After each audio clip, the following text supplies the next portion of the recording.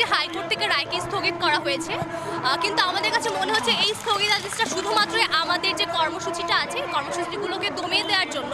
তো আমরা কোনো স্থগিতাদেশ চাই না, আমরা এই কোটার যে সমস্যা এটার পূর্ণ সমাধান চাই, একটি স্থায়ী সমাধান চাই।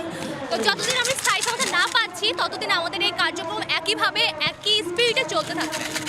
প্রধানমন্ত্রীর বক্তব্য দেখে আমরা অনেকটাই আশাহত হয়ে গিয়েছিলাম, কিন্তু আমরা কিন্তু যৌক্তিকতা যদি না থাকতো তাহলে কিন্তু দেশের লাখো শিক্ষার্থী, লাখো মেধাবী শিক্ষার্থী আমরা যাদেরকে বলছি, তা আমরা কিন্তু রাজপথে নামতাম না। আমরা আমাদের সময় নষ্ট করে আসলে এখানে কেন আসতাম? যৌক্তিকতা যদি না থাকতো। অবশ্যই যৌক্তিকতা আছে এবং আমরা এটি স্থায়ী সমাধান চাই। কিভাবে আপনারা সফল করতে চান, বা যদি না মেনে নেয় আপনাদের এই আন্দোলন, আপনারা কোন পথে হাঁটবেন? না মেনে নেন পর্যন্ত আমাদের আন্দোলন চলতে থাকবে। আর যেহেতু আমাদের আন্দোলনটা যৌক্তিক, তো অবশ্যই মেনে নিতেই হবে।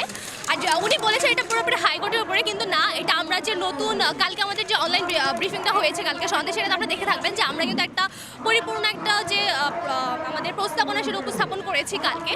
তো এটা অবশ্যই সংসদের প্রধানমন্ত্রী উপস্থাপনের মাধ্যমে উনি এটা পাশ করাতে পারে।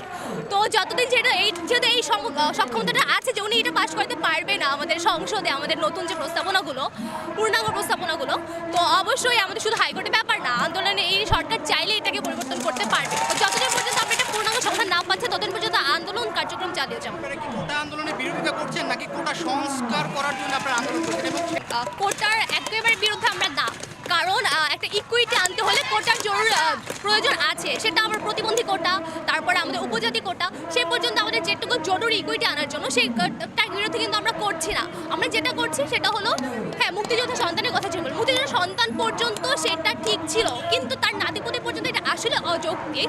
কারণ দেখা যাচ্ছে তার শুধু নাতিপতি না, একজন যদি মুক্তিযোদ্ধা ফ্যামিলির বাইরে কাউকে বিয়ে করছে তার যে সন্তানটা হচ্ছে, তো এটা মানে সন্তান পর্যন্ত ঠিক আছে, নাতিপতি পর্যন্ত আসলে ব্যাপারটা অযৌক্তিক। আর আমরা একেবারে কোটা বিরোধিতা করছি না, কারণ একটা জাতিতে একটা ইকুইটি আনার জন্য কিন্তু আমাদের যে কোটাগুলোর প্রয়োজন, প্রতিবন্ধী কোটা, তারপরে আমাদের উপজাতি কোটা, সেই কোটাগুলো কিন্তু আমরা চাচ্ছি। তো আমরা যে 5% কোটা কিন্তু আমরা রেখেছি, তো এই 5% কোটা আমরা চাই, এর বেশি আমরা কিন্তু চাই না।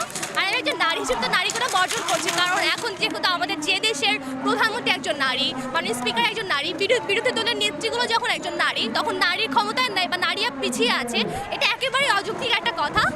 তো সেই জন্য আমি নারী কোটা তো বর্জন করছি। অবশ্যই আমাদের বাংলা ব্লকেটটা যে চলবে, আর আমাদের দাবি যতদিন না মেনে না পর্যন্ত আমাদের প্রত্যেক দিন সন্ধ্যায় পরের দিনের যে কর্মসূচি সেটা আপনাদেরকে জানিয়ে দেওয়া হবে। যতদিন পর্যন্ত আমরা এটা পূর্ণাঙ্গ সমাধান না পাচ্ছি ততদিন পর্যন্ত আন্দোলন কার্যক্রম চালিয়ে যাবো।